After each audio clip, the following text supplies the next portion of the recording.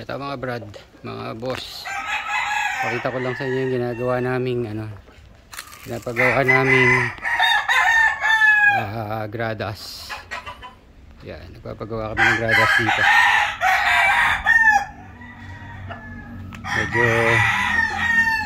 Medyo magulo pa.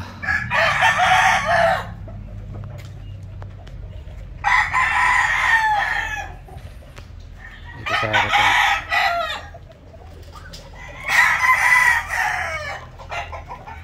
Yan.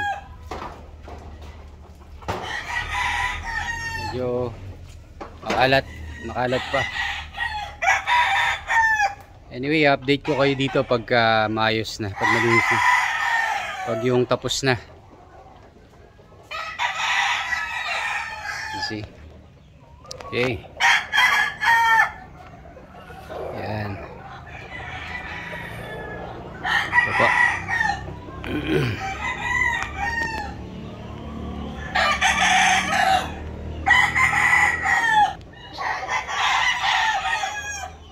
Yan mga boss, sa isang farm kasi kailangan natin ng ng gradas talaga, ng rueda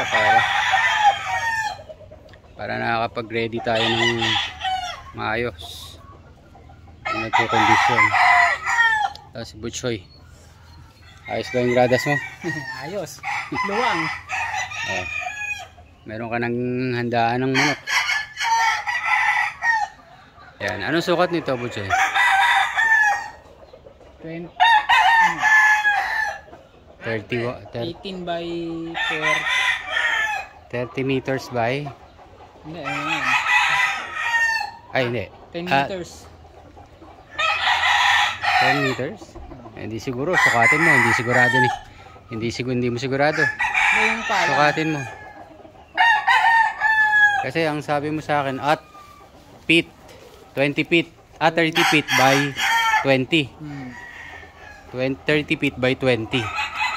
Ayan. Yung haba niya, yung lapad niya, 10 meters. 20 feet. Tapos itong lapad,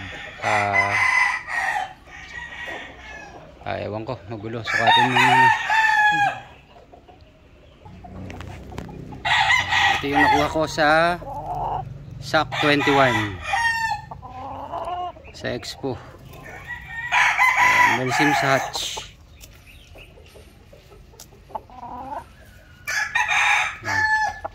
Okay, Sulpicio Canarias.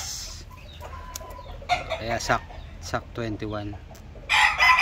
Sulpicio Canarias, yan.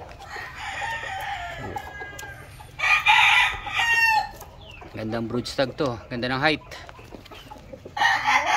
Red eye, straight comb, maganda, balansyado. Ibabanto natin to sa Tornado at saka sa SBR ng Mount Banahaw. Yan. Yan, oh. Ganda.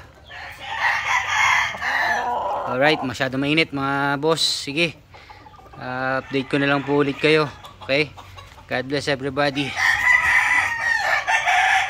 Please subscribe to my channel, YouTube channel, Wood Tiger 830 and Carding Versosa. Ayan, dalawa po yung account ko. Alright. Okay.